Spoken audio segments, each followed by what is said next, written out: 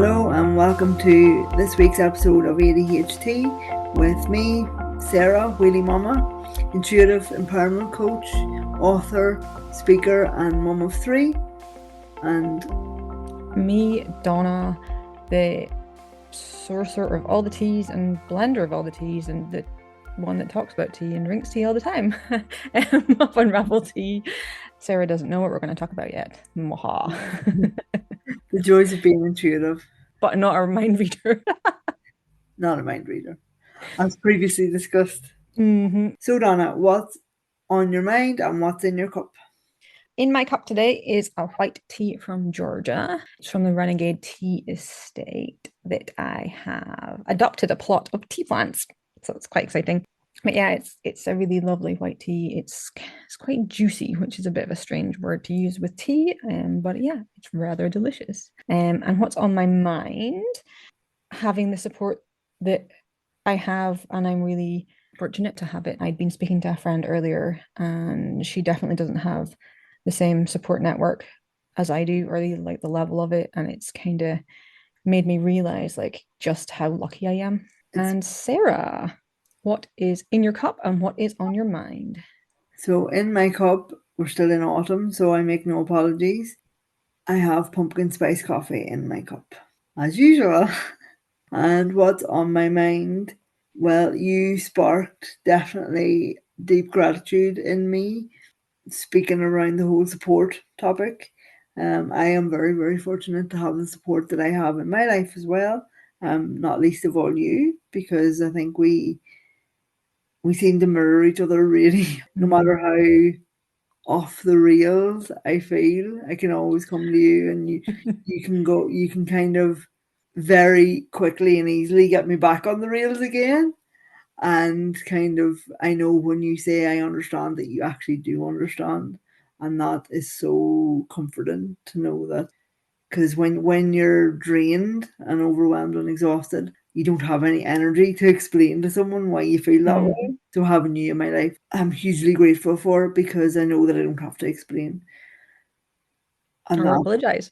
Or apologize, yes. And because there are times when I just don't have the energy to do either.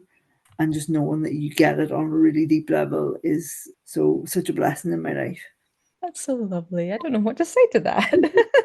So just going back to support network, when you said that you're very lucky to have the support that you have, yes, lucky in one regard, but I also feel like you are quite proactive in sourcing support, and you're not only that, but your personality and your whole being kind of magnetizes the right people. I feel like, it's no accident that you have amazing people in your life, because you are amazing yourself. So I think we get what we give, in a sense. Yes, I understand when you say grateful and lucky by comparison to what some other people have or don't have.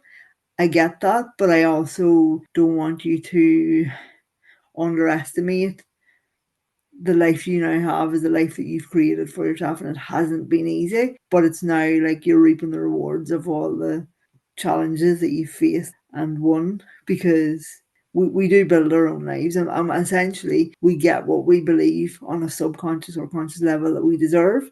Yeah, I know that's a big statement, but in my experience, that is true.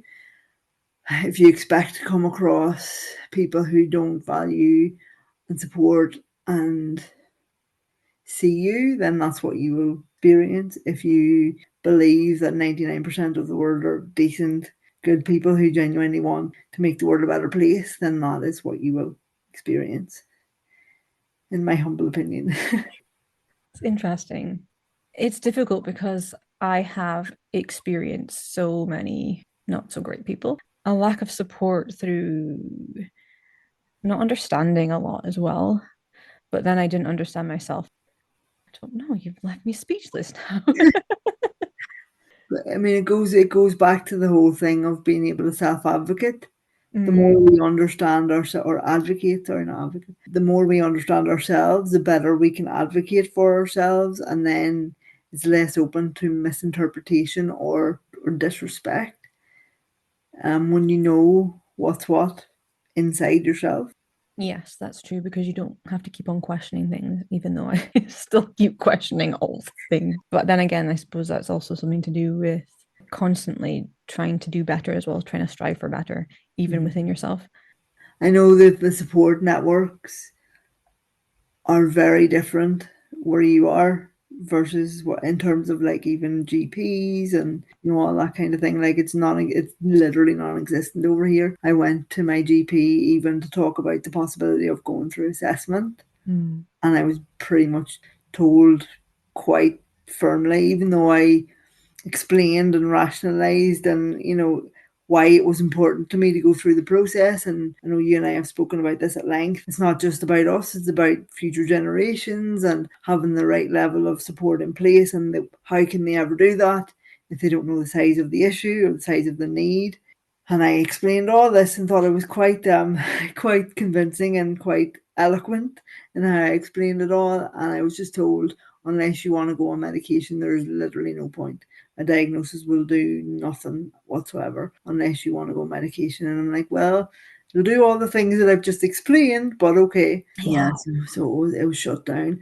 I guess I'm in an interesting position because obviously I have my brain and whatever that is, but then I also have my physical disability as well, which I only discovered in about the last 6 months that is considered a neurodiversity as well, cerebral palsy. I remember you saying that, yeah. But what I find is because my physical disability, nobody can deny that, or it's very, very obvious, then I almost feel like I'm the support that I'm offered is nearly smothering. So it's nearly the two extremes. Everybody wants to help because of my wheelchair, but the thing that I really need probably the most support with is my mental like balance, and there's nothing there. So it's very ironic that like physically I'm good, like I'm not good, but I've got that covered. I'm okay from that point of view. But everyone's like, oh, you can get this free and that free, and it's nearly like all over the place. Whereas in the area that I feel is the most kind of need, either you go through this and you get these tablets, or there's nothing we can do. And it's so weird. Like it's still me, it's still the same person, but there's such a polar extremes of support. It's mental. Yeah. I never even considered it that way, because you're experiencing both. Yeah, Both. simultaneously. Yeah, yeah. Wow. And even though you're asking for help and you're asking for the diagnosis, they're essentially like, nope. I mean, I went and asked that, and I was told no, there's nothing. And even the private clinics aren't taking on any more referrals, so there's literally nothing. And then they're going, but you can have a new wheelchair, even though I don't need a new wheelchair. They're forcing a new wheelchair upon me because it's like someone's got a budget to use up, and it's like it's mental. Like it's just Wow. insane. Like, why not use the resources? If you've got a surplus of money, use it where it's needed. Don't use it where it's easiest. It's just like, Yeah, yeah. I suppose it's easy to go here, have a new wheelchair, than actually try and get the diagnosis yeah, and pathway fixed. it's just it blows my mind. There's money being wasted on things that are not necessary, and then there's no budget to do the things that are really needed. It just Yeah, well, that's really interesting to see it from that point of view. yeah, and Yeah. then like it's all me, it's all my life. Mm. But I'm like when you look at the two extremes, you're like, whew. I know, I suppose with the physical disabilities, they can't, you can physically see a thing, and a thing that's not working as it should be, inverted commas. And then with the sort of the invisible, the disabilities, the invisible illnesses and everything like that, they can just be like, oh yeah, no, you're making it up, or it's not affecting you this way. They can kind of brush it under the rug. So even though it's much better that we're able to talk about these things, and we're able to have that's a safe space to talk about it, and sort of go, hey, have you ever felt like this, or anything that kind of comes up. Even when you are able to self-advocate, they're just like, actually no, we're not interested. Yeah, it's Thanks.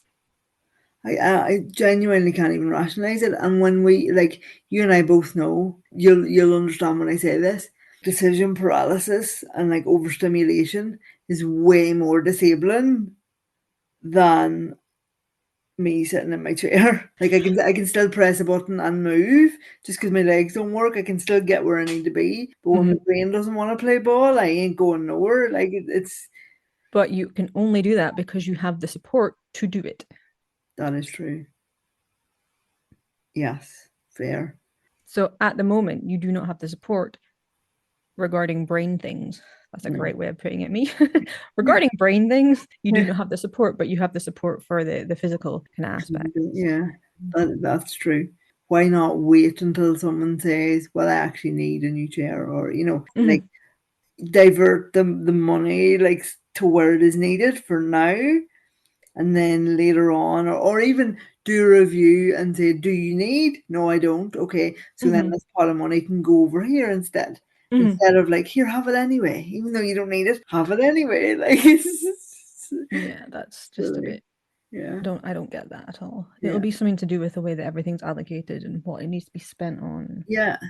Which goes back to the original thing that you and I talked about is like because there are so many people rocking around undiagnosed, they don't actually understand the true size of the need. So they'll never have the right resources until they put the right diagnosis or the right assessment processes in place and have the right checks and balances in place. It's whack-a-mole otherwise, isn't it? Like you're just Oh yeah, no, that's kind of what it feels like. Yeah, yeah. that's actually quite interesting. I'm not sure why this reminded me. So I have a number of stories about a number of things that happened to me when I was little, like in school and things. And there's one thing that sticks out, and I actually referred to it in my assessment as well. There was a very simple like maths homework or something like that, but it took me forever to do, and it was so hard for me. I was just like, well, I don't think this is normal. I think that I need help. And I said this to my folks, and they were just like, well, we don't know what to ask for help with, which is true. Yeah. How do you ask for help for something that you have no idea that's a problem, or you can see there's an issue, but how do you don't have the language for it? And yeah, asking for support can be hard, especially if there's no systems in place for anything like that. And then yeah, I suppose with like the likes of a maths homework, is it dyscalculia? Is it it's like how do you label until you know what it is? Like say you don't know what you're dealing with. Is it chronic fatigue? Yeah, it is really hard, which is why I almost wish that it was part of like not the curriculum, but part of your like thing in school to go through almost some kind of thing. But then what could happen is people could be just diagnosed, overdiagnosed, I suppose would be the other thing, which Yes, but if somebody's actually a professional, they shouldn't be diagnosing something if somebody doesn't have something anyway. yeah, true. Yeah, I don't know why my head went to when I was doing my driving test and I failed like 3 times and then Same. really Yes. but I think my driving instructor told me, or I think he was just saying it to try and help me make me feel better. But he was like, they have to fail so many people to keep the money and like keep the money going, kind of thing. So they don't take it too much to heart. You probably were just unlucky this time that you were the one that had to fail, even though I probably failed legitimately. But I would just worry about there being quotas and budgets and things, and then some per person, the unlucky one that has to get diagnosed or not to meet the quota. Let's remove all the quotas and we're fine. I need to go back to the driving test thing because I have a fun story about it. Okay. So I failed, is it 3 times? And then my driving instructor dumped me. Oh He told me I'd never pass. Basically, I was actually dragging down his average. no. See, when I'm making quotas, you see, stats No, are no, it was his average. So yeah, he told me I would never pass. I failed this many times. I then had one driving lesson with another guy he was so supportive. Interesting, the different levels of support in here as well. And he was like, "Why have you not passed?" And I did my test first time with him in one of the most difficult driving tests in the UK, and I passed. And the previous three were supposedly in one of the easiest ones to do in the UK. wow. Let me just tell you another story about my first Wow. driving test because it's a fun one. So my first driving test, I talk to myself all the time. It's just what I do. And I was coming up to a dual carriageway and I was like, oh, okay, which way do I go?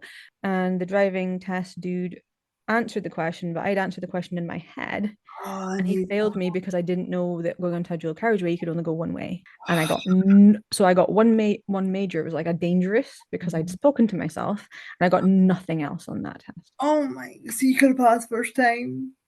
Oh, My brain didn't let me. oh And that's so he was annoying. actually the guy that passed me on the at the other driving test center. That is so annoying. Ironically, I almost passed my first one as well. But I just had one minor fault too many Uh, because I was reverse parking. You know, you have to park in the lines. If I had a parked better, I would have passed as well first time. But then I think then the second time I was too cocky because it was so close to passing the first time. And I made an absolute show of it. Then the second time around, I was like, oh my God. And there you go, like support as well, like is a big thing. It's not really similar, but it's a little bit similar. So the only subject I ever failed at school, and when I say failed, I mean miserably failed, was art, like horrendously bad.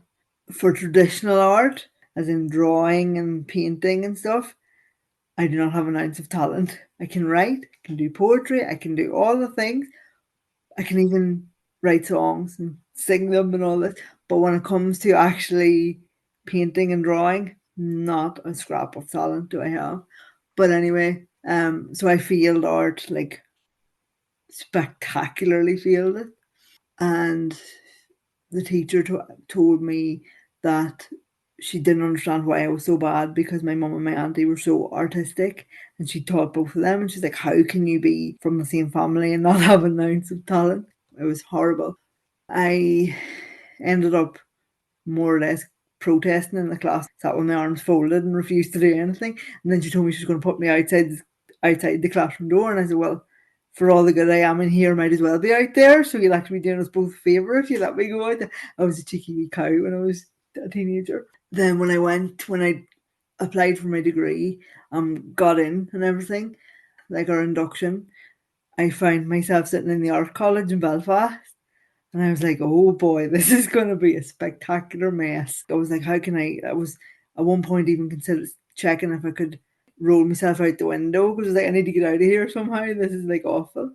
The tutor could see that he could see that something was up and he waited until after the class and he said, what's wrong? Are you okay? And I said, I shouldn't be here. I need to like resign or something because I shouldn't be here. And he's like, what do you mean? And I told him the story about my art teacher. And I was like, see, I'm a fraud. There's no way I should be here. And he said, no. He says, the person that shouldn't be here is your teacher. He says, she should be struck off for being that rubbish. Like, nobody should ever. He's like, you do have talent, but it's just not for that one thing. He says, I guarantee you'll be able to do it. And the art modules ended up being my favourite part of the whole thing because he was teaching me and he was so empowering. And he said one of the worst things that you can do for creative thought is sit and stare at a blank piece of paper. He's like, never stare at a blank piece of paper because it will suck the life out of you. And he said, like, just go and sit in a cafe, go and, find your creativity that way. And he really, really had me. And like I say, the art module ended up being one of my favorite parts of the whole degree. So it shows you with the right mindset and the right support, you can take a break. Like, Oh, I'm glad that I've got that happy ending now because I was getting annoyed with your art teacher for yeah, so no, long. she was, yeah, she Can't was, believe that. Because yeah. that's one of my things as well. That everybody can draw, they just don't know it. Because I've been No. I absolutely cannot draw. I I absolutely will cannot. take this as a challenge. Okay. Because honestly, and like even in my current job, like obviously I'm a copywriter in my current job, and we did was it last Christmas? It was last Christmas. We had like a Teams thing, like a wee social thing, and it was like a Pictionary game. And honestly, my manager was like, "That is the worst drawing I've ever seen in my life." And she wasn't. She was saying it from a place of love, but she was like, "That is the worst drawing I've ever seen in my entire life." She said like, and I was like, "Yes, I know I can't draw, but like I'm fully okay with that because you don't need to be great at everything. But if you want to take it as a challenge, okay, but prepare to fail because I cannot draw. I really can't." That's a story you're telling yourself. No, it's fact. See, it's only a story if you've got no evidence to back it up, but I have lots of evidence to back it up. I don't believe it. Don't believe it. Thank you for listening. Today we talked about support systems, the driving test, and how I do not have an artistic bone in my body. We will see about that. We will see about that. Thank you for listening to today's episode. If you'd like to learn more about each of us, then you can get me, Donna, across any of my Unravel Tea socials, probably on Instagram mostly. And you can find Sarah across many social media channels as well, probably TikTok at It's Wheelie Mama. The links will be in the show notes. And if you could possibly subscribe, that means that I don't need to remember to tell you about this every week because I'm probably going to forget at least 50% of the time. So that would be amazing. And if you could possibly drop a review or share this episode with anybody that you think would benefit from it, that would also be incredible. So thank you again, and we will be in your ears next week. Bye-bye.